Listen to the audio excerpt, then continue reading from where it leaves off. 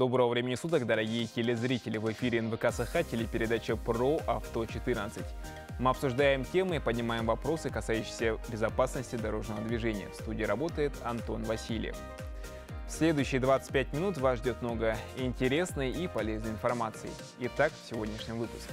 Статистика происшествий. Что случилось на дорогах республики за последнюю неделю? Об изменениях, введенных с сентября этого года в закон о такси. Шины по сезону. Выбираем правильную обувку. Как реализуется в нашей республике национальный проект «Безопасные качественные дороги». Повторение – мать учения. Правила дорожного движения в нашей студии проверит Владислав Федоров. А в начале нашего выпуска предлагаем вам обзор происшествий на дорогах нашей республики за последнюю неделю. На автомобильных дорогах республики 16 по 22 октября зарегистрировано 14 дорожно-транспортных происшествий, где погибло 2, пострадало 23 человека, в том числе пострадало 7 несовершеннолетних. Так, 21 октября около полудня в дежурную группу госавтоинспекции поступило сообщение о дорожно-транспортном происшествии. Предварительно было установлено, что возле дома 39 по улице Бестужева-Марлинского 52-летний водитель грузового автомобиля Hyundai, следуя со стороны улицы Очиченко, не выдержав безопасный боковой интервал, совершил столкновение с состоящим большегрузом Mercedes-Benz Actros, который остановился у края проезжей части, чтобы разгрузиться. В результате чего фургон Hyundai упал на следовавшего во встречном направлении Mitsubishi Fuso.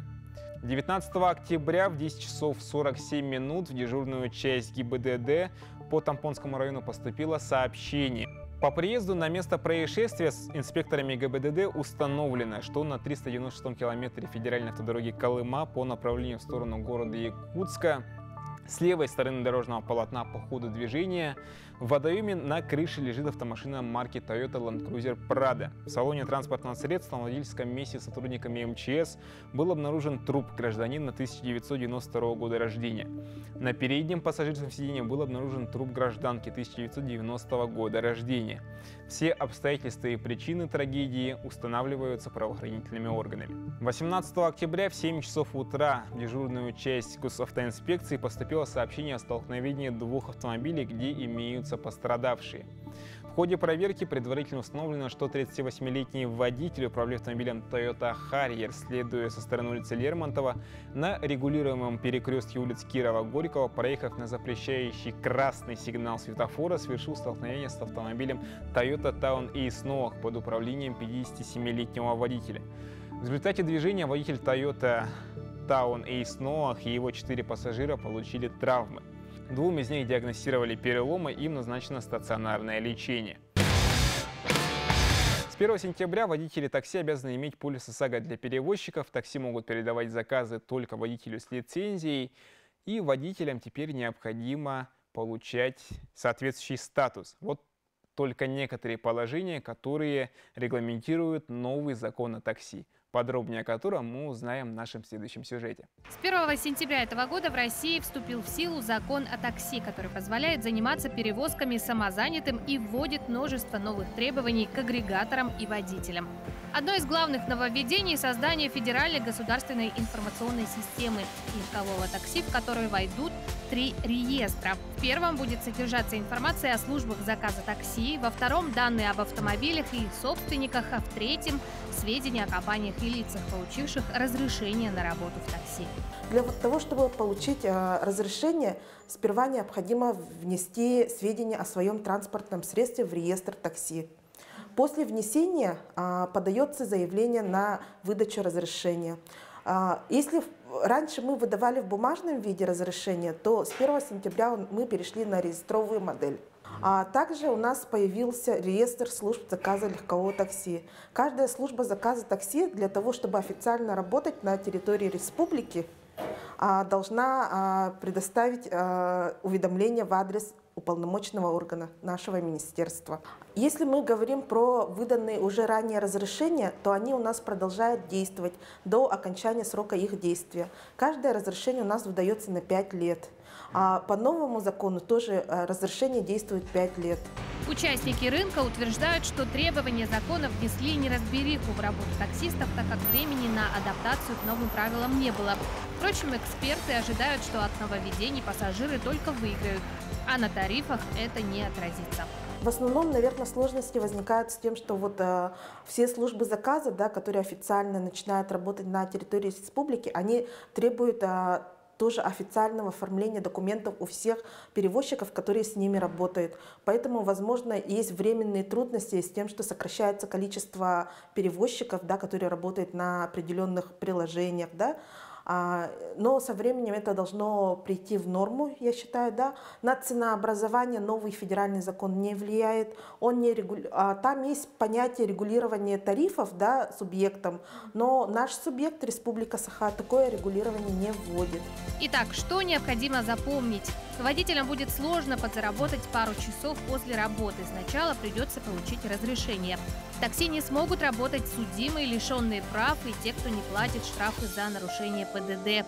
МВД и ФСБ смогут отслеживать маршруты. Преступлений с участием водителей такси таким образом должно стать меньше, а такси станет более безопасным для пассажиров видом транспорта.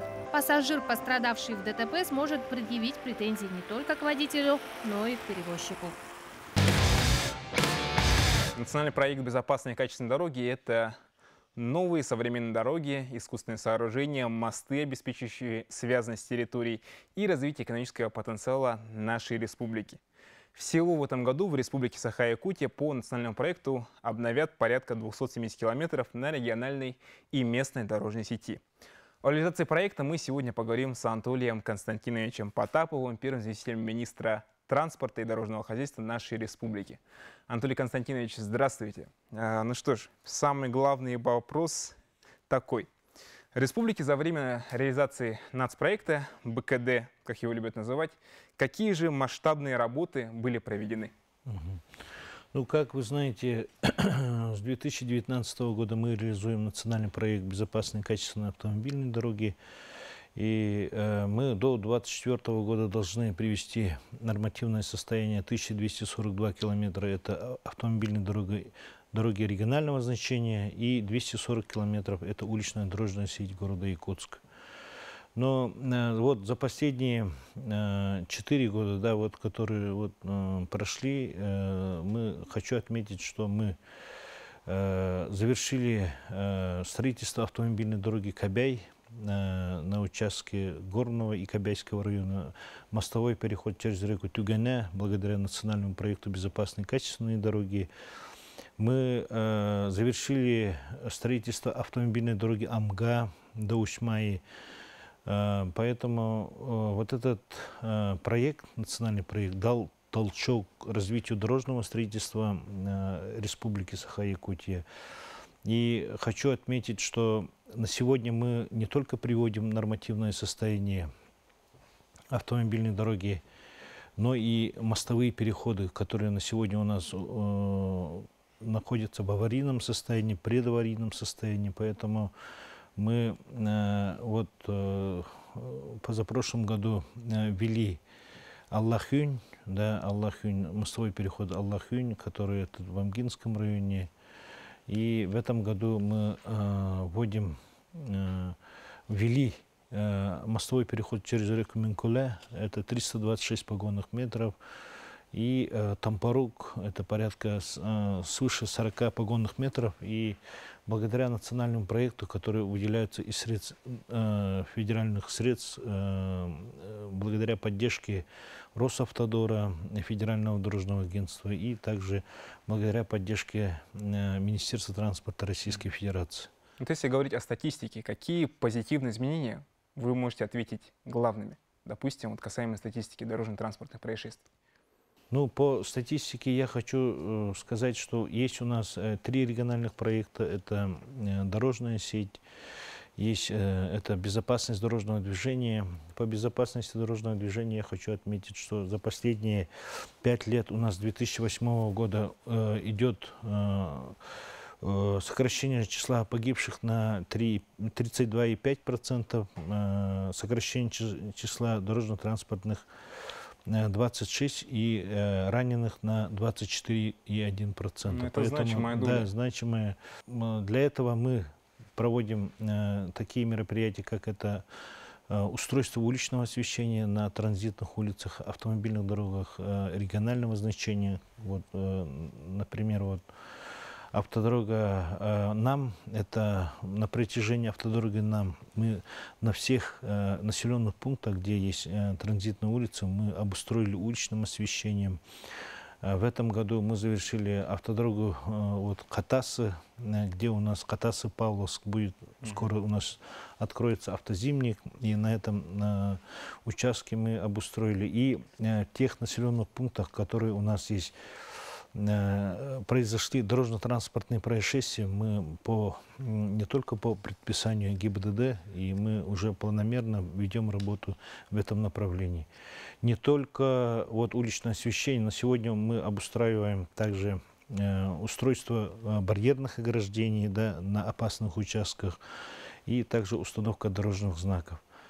И по безопасности дорожного движения хотел бы отметить работу комплексов фото-видеофиксации. На сегодня у нас насчитывается порядка 159 комплексов фото-видеофиксации, которые у нас работают на территории Республики Саха-Якутия. Из них 62 это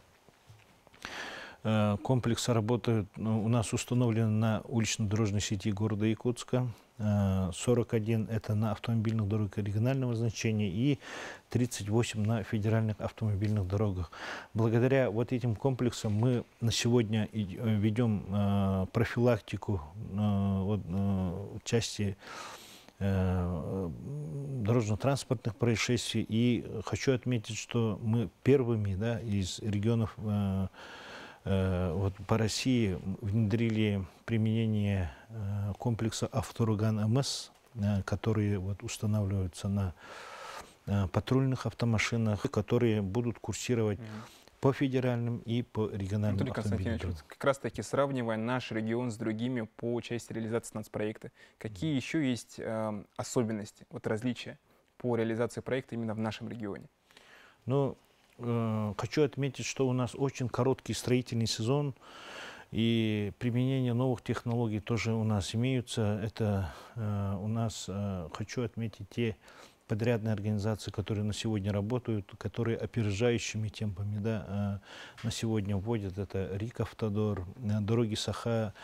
В прошлом году мы ввели в эксплуатацию первую по республике Саха-Якутия, это автомобильные дороги второй категории, это с разделительным барьерным движением автотранспортных средств, это до Юсхатын, и мы продолжаем в этом направлении дальше работу. И с 11 по 18, сейчас с 7 по 11 ведем работу, и также в пределах городского округа город Якутск, по Можайского мы тоже сейчас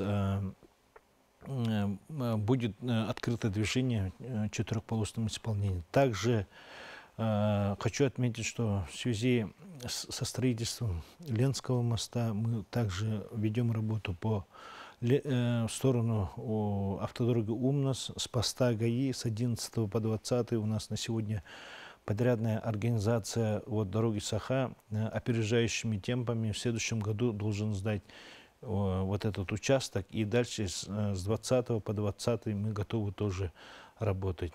И по мостовым переходам хочу отметить, что вот 326 погонных метров вот, подряд 2 года у нас сдает наша подрядная организация, это ООО «Строймост», который опережающими темпами на сегодня ведет работу по этим направлениям, да, по приведению нормативного состояния мостовых переходов. Это на сегодня у нас ведутся работы по Альчан, через реку Альчан, Хатынгурях, Улахан-Харьялах, и по автодороге Анабар, это Чуналыр. География очень большая, поэтому вот такие организации на сегодня работают. Ну, если сказать в конце коротко, какая обратная связь поступает от населения республики касаемо реализации национального проекта? Ну, есть очень положительные моменты, да, вот со стороны населения. На сегодня я хочу отметить, что мы не только благодаря национальному проекту, да, мы приводим еще дороги местного значения. Вот такие моменты очень радуют наших местных жителей. Эта дорога, считайте, что это дорога, которая вот решает все вопросы. Это благосостояние наших жителей города Якутска.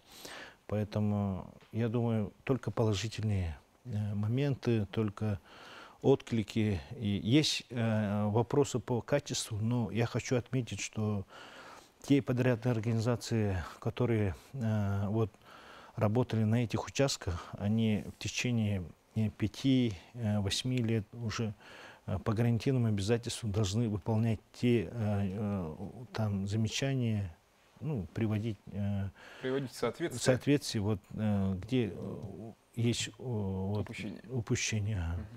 Хорошо, благодарю вас. Я напоминаю то, что в нашей студии был Анатолий Потапов, первый заместитель министра транспорта и дорожного хозяйства Республики Саха-Якутия.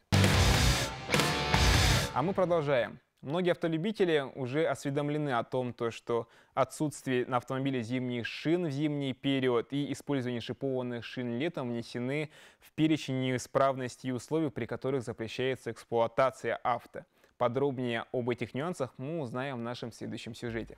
Одним из основных этапов подготовки автомобиля к зиме – замена летних шин на зимние. Напомним, обязанность оснащать свои транспортные средства зимними шинами установлена техническим регламентом Таможенного союза. Так, в зимний период запрещается эксплуатация легкового грузового транспорта, а также транспортных средств для перевозки пассажиров, не укомплектованных зимними шинами. Сегодня выбор между шинами зависит от многих факторов, включая условия дорожного движения, климатические условия и личные предпочтения водителя. Зимние шины делятся на два вида. Это липучка, так называемая в народе, и шипованная. В чем плюсы шипованной шины? Да? То есть это тормозной путь короче у нее, то есть сцепление на дороге это лучше. То есть обычно шипы выбирают либо новички, водители, да, либо, чтобы чувствовать увереннее себя на дороге, потому что все-таки у нас дороги убирают плохо, то есть в основном это лед, это снег. Липучку уже больше выбирают водители уверенные в себе, так скажем. Более опытные, да. По ценообразованию, в принципе, цена одинаковая, то есть и та, уже в зависимости от производителя. Но при выборе шины обращайте внимание не только на цену и производителя, но и на ее свойства. Разбираться хотя бы в общих чертах очень полезно. Все важные параметры есть на боковине крышки, главное уметь их расшифровывать и понимать, что вам нужно. На каждой шине есть дата изготовления. Есть кружок овальный на шине. И там вы найдете две цифры. Крайняя цифра – это год изготовления. В данном случае 24 и 23. 23 – это год, 24 – это неделя. То есть обращайте всегда внимание на дату. То есть старые шины брать не стоит. Если вы решили купить шины бывшего употребления, обратите внимание на индекс износа. Если шина уже стерлась до этого индекса, тоже брать ее не стоит.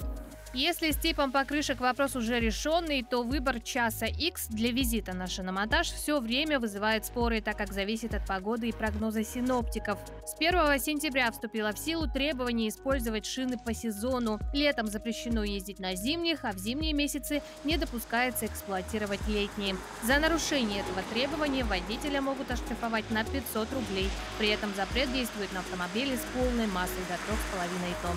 Поправки в том, что резина, плюс за систему АБС, то, что у вас не работает, тормозная система, если не работает, то, соответственно, за это уже может быть, опять же, предусмотрен административный штраф в отношении водителя. Постарайтесь настроить и самого себя на сезонную смену стиля вождения, избегая любых резких маневров. Не нужно агрессивно разгоняться, тормозить и перестраиваться. Все должно происходить максимально плавно. От этого всем станет только лучше. Мы вновь приступаем к нашей постоянной и любимой многими рубрике, на которой горожане отвечают на вопросы, касающиеся знаний правил дорожного движения. По традиции наш экспресс-тест состоит из 10 вопросов, а свои знания сегодня проверит Владислав Федоров, режиссер телеканала «Якутия-24», наш коллега.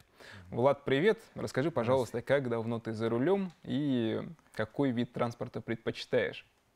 Я за рулем с 2015 года, но сейчас у меня Toyota Ipsum 2001 года. Отлично. Хорошо.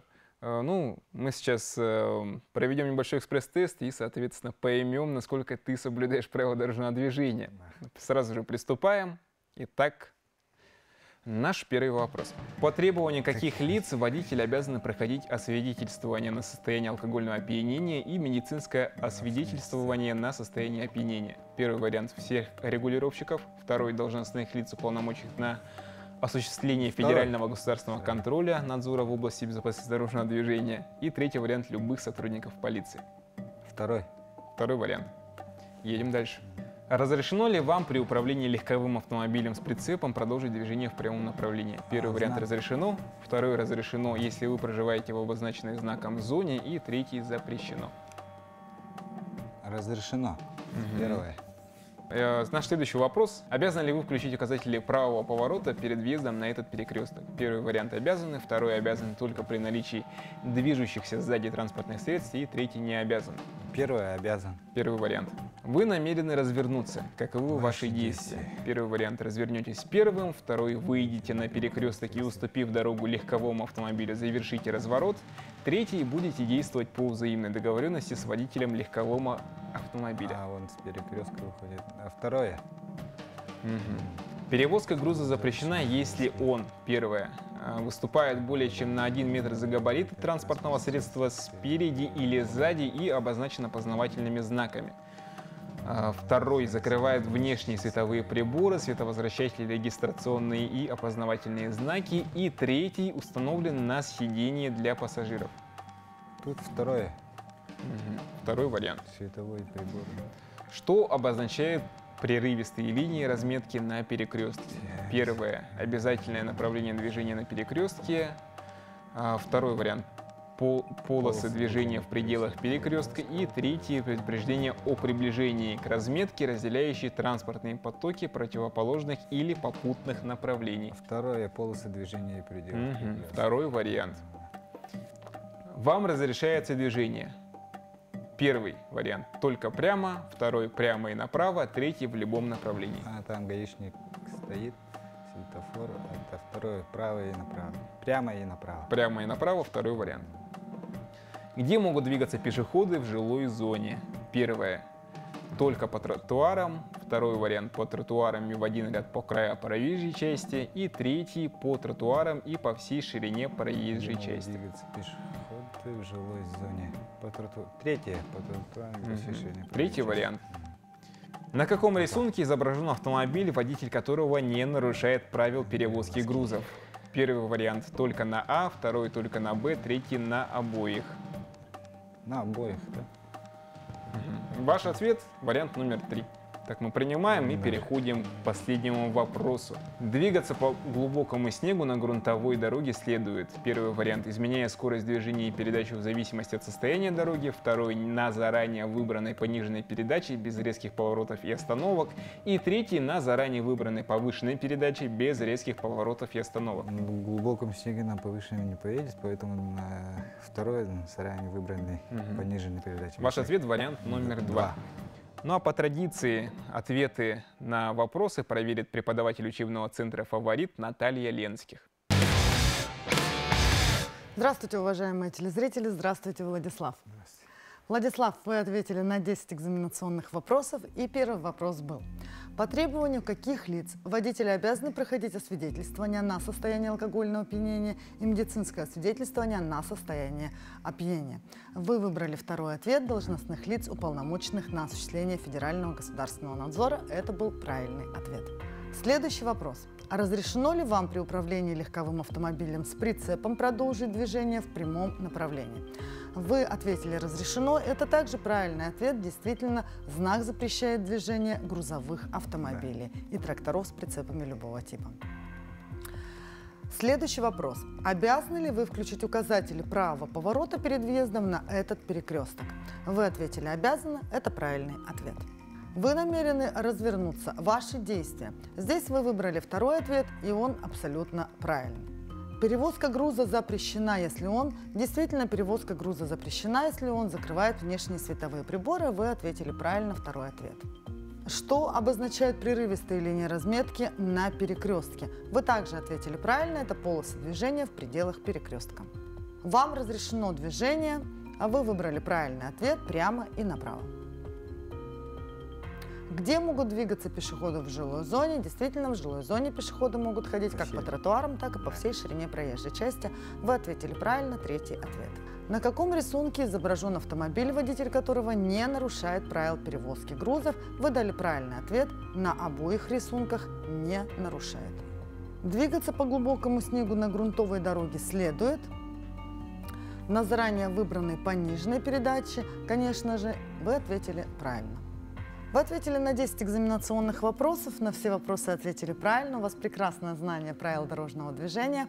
Будьте внимательны на дорогах, это я рекомендую вам и также всем другим участникам дорожного движения. Вот и подошла к концу наша телепередача. Дорогие телезрители, будьте бдительны, соблюдайте правила дорожного движения и берегите себя. До скорых встреч!